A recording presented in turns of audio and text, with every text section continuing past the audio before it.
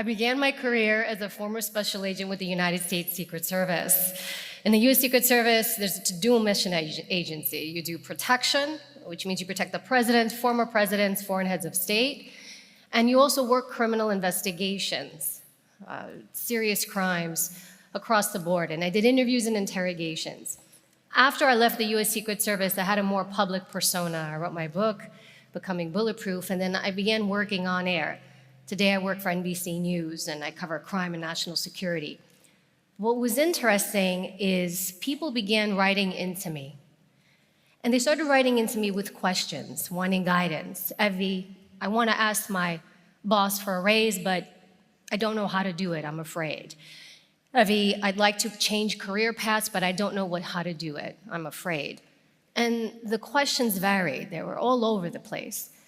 And I began doing mentor sessions. I thought, I really can't answer a person's question in a text or in a note or even in an email. So I started doing a few mentor sessions, guiding people. Then the few became a few dozen. Then the few dozen became a few hundred. And over the years, I did hundreds of mentor sessions with people. And I found a pattern. I found a pattern that they were all at the core struggling with common issues, that there were these inhibitors, these patterns in their way of thinking and behavior that caused them to be stuck, that caused them not to know how to move forward. And I want to share these with you today. First inhibitor, you're not that special. Here's the thing. We may like to think of ourselves as special. Okay, so if I'm special, then that means you're not special. Well, or if you're all special, then nobody is special. The other thing is, when you think of yourself as being special, it kind of means that you're separate from everyone else. You are unique. You know what's interesting? I'm a criminal justice professor, and obviously my background is criminology. We found that people who commit crime, chronic crime, those people that commit crime over and over and over again, they think they're special because the laws and the rules don't apply to them. The laws and the rules are for everybody else. I'm special. What else is really interesting is that those who think of themselves as special become extremely self-focused. I am so focused on myself and me that I make my problems special, my pain is special, and my suffering is special. Nobody knows how I feel because I am so special that I hurt so differently. And when you feel like that, there are higher rates of depression and you have higher rates of anxiety because I am so unique. But what I found is when you think that you are that special, you feel alone in the world. You can't get through it. Nobody understands you. You're not that special. And do you know what that means? You're not alone in the world. When I was a special agent, I was exposed to the events of September 11th, 2001. I worked out of the United States field office in New York City, and I went to work that day at the World Trade Center. So I was there from when the first plane hit to the second, to the collapse of the first tower and the second tower. Now, what was interesting, there was a moment when that was all happening, that exposure, to see all those people suffer and all those people that I couldn't help or save. And what got me through that really tragic event is I understood I wasn't that special in my pain, that other people had been exposed to what I had been exposed to, and that if they could get through it, I could get through it. I knew that I wasn't alone in the world. Now, this is the number one thing I get asked about when people come to me. Evie, I need confidence. I'm not confident. How do you manifest confidence? I'm going to tell you something. Confidence is overrated. Overrated. Here's the secret. You don't need it. You don't need it. Think of it this way. I want to do something. Typically, people want confidence so that they can do something. So here's the thing I want to do. Here is me. I want to go from here to here. Ideally, I would go this way. Here's my achievement, boom, I'm done. But do you know what we do? We say, wait, I need confidence to do this. So instead of going this way, I'm gonna break my path and I'm going to go on this wild journey to find confidence. Where's this confidence? Confidence, I need you, where are you, where are you? And then once I get it, then I can come back. You have done this such a windy road and gone all over the place that you either forget to go back, you get distracted, or you lose faith. And we never achieve what we want to achieve. And with that, one other thing you don't need is motivation. Motivation equals mediocrity. Often people think, I need to be motivated to do something. I need motivation to go work out. I need motivation to study so I can go to school. I need motivation to do these things. I will tell you something. If you wait to be motivated in life to do something, you will do the bare minimum. When I went through U.S. Secret Service Training Academy, we would wake up at 3 a.m. We would go out on these runs for miles and miles. And you know what they did to really mess with us? They wouldn't even tell us how long we would be running for. So it could psychologically mess with our heads. You would go on these painful runs, your legs burning, your lungs on fire. You would do it anyway. I had zero motivation to wake up every morning, to go to training, to get bruised up, to get beat up, to be threatened every day that I would fail and get kicked out. No motivation. I did it anyway. Do you want to know something else? That when you do things, that's when confidence and motivation come in. But if you set yourself up to seek these things, to seek motivation, and let me ask you a question. Every time you look for motivation, where is it? Motivation, where are you? Once it comes, then I can do this. And how often does it come? Sometimes it doesn't come at all. But if you're lucky to get it, what does it do? Hang out maybe a couple of hours, a couple of days, a couple of weeks? Then what do? You never finish what you start because you need motivation. Another common inhibitor and a trait that I would see in people is the mindset of me being a victim or me feeling like prey. When we think of ourselves as being attacked, as being victimized by others, and I'm not saying that those things don't happen, but when we develop that mindset, we become that. There was a study done in New York City. What they did is they put up some cameras in New York, and they started videotaping New Yorkers just walking down the street. So they took this footage, then they gave it to people in prison, to convicted felons, and they said to them, I want you to tell me who you would pick for your prey. Who amongst these people would you target? Would you know that they all picked the same people? They all picked the same people to prey upon. Basically, they looked at the way they walked. Who did they pick? Well, the first group they picked were people that walked very timidly. They walked and they kind of had small steps and they made themselves small and, maybe a little bit kind of to themselves. They put off this vibe, I'm very timid, I'm not sure of myself. Boom, easy prey. Then they picked people who had really long strides, kind of sloppy walking. I'm not really aware of my body. I'm doing whatever I want with it. They targeted those people because they had this lack of awareness. Do you know who they did not pick? They didn't pick people who walked deliberately with conviction. Their steps weren't small, their steps weren't big. But they exuded this energy out to the world. I am not your prey. We become what we think of ourselves. And it manifests through our mind, into our body, and that's what we show the world. You are nobody's prey. Remember that.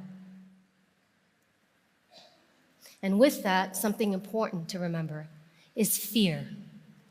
Now, fear is a good thing. It can help you. It's what helps you pay attention to cross the street. It's what keeps you aware. It's what tells you, I need to watch out for this person. Fear is an emotion. So like any emotion, fear is something that comes and it goes. It's like anger. You're angry and then it passes. Sadness, I'm sad and then it passes. Happiness, all emotions. But what we have done is we have taken the notion of fear and we made it our identity. So one of the things I would hear from my mentees, Evie, I'm afraid. I'm just a person who's, I'm a fearful person. I'm not a person who's brave, or, I'm not that person who can go out and do things. And what they did unintentionally is they labeled themselves as being fearful. Labels are for clothing. They are not for people. Don't label yourself. When you feel fear, it's supposed to come, pass through you, and be released. Fear is not your identity. Don't let it make a home in your head. Finally, you don't need to heal to be resilient. When you tie in fear, often people wonder, well, I've been through something really hard. How do I become resilient? I have to, I guess, heal. And then once I heal, I make the pain go away. I make whatever I've been through go away. I can move forward. I'll be all right. I'll be resilient. You can heal from whatever you've been through.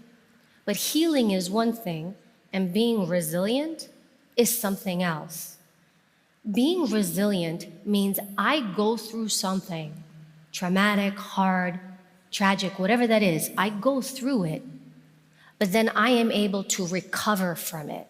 And when I say recover, I mean I go back to who I was pre-stressor. I go back to, can I function day to day as I used to function before? It is not, I'm gonna make it go away. It is not, I'm going to forget about it. It is also not, I wanna be the old Evie, the old person, the person who I was before I went through this. That's not resilience. And you really wanna master resilience? The more difficult things you get to do in life, the more resilient you become, because now you measure your bounce back rate. I went through something hard, I recovered. Now, when I go through something hard again, I recover again, and then again. And do you know what happens? You get faster and faster and faster. That is resilience. How quickly I can recover, and you know what? I can move on and live. When I put these inhibitors together, I also organically realized that these were things that I became aware of throughout my life. So they're not exclusive to just my mentees. They're really tied in. And when I think of inhibitors, these are things that keep us from moving forward, from achieving our goals. And I was a special agent with the U.S. Secret Service, and that job definitely was a life or death job. Every day, you didn't know whether or not you would come home. But there were two key moments in my life where I really thought I was going to die. The first time I thought I was going to die was on 9/11. And my specific moment was when Tower 1 was collapsing, the first tower. And I happened to be in an area where we were trying to triage and help people, the wounded people, and we were putting them in paramedics. We didn't know the tower was going to come down. But I remember in that moment, as I started to hear it, I found shelter. I was outside, so shelter was pretty much a corner on the sidewalk. I made myself small, and my hope was whatever falls might miss me. And as the tower started to collapse around me, I had a moment, and I was like, wow, I'm gonna die. And I was actually sure, I'm really gonna die. And I had this thought and this sadness, and I thought to myself, there's so much I didn't do. There's so many things I didn't do. I didn't live.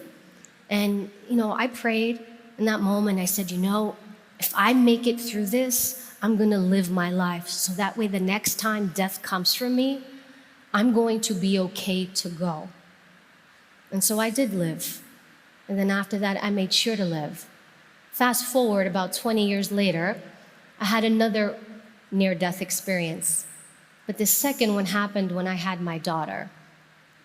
I was giving birth to my daughter, and when I had her, I lost a lot of blood.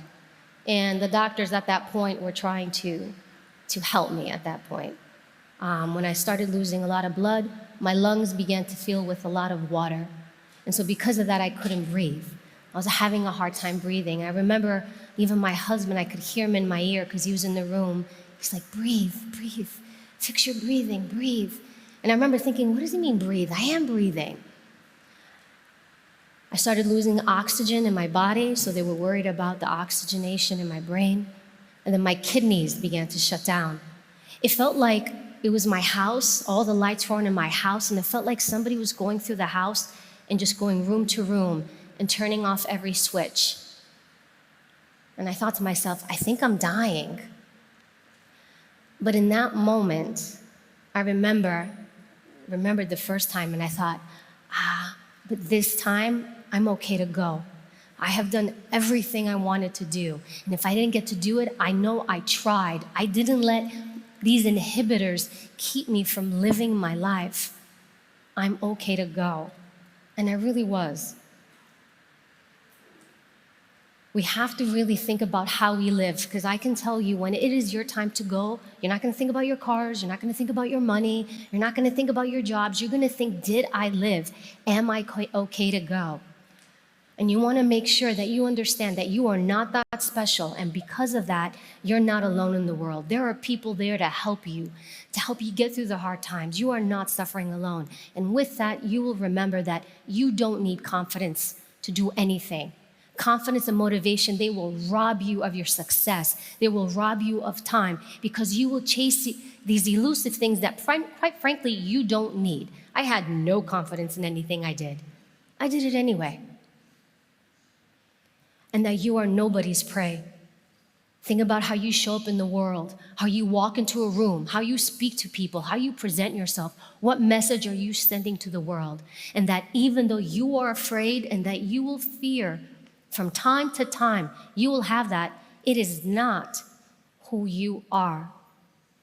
And that with all these hardships, you will build your resilience and you will be able to withstand more and more and more. So that when your time comes, you will look back and say, I'm okay to go because I lived. Thank you, Athens, Greece. Sabotage.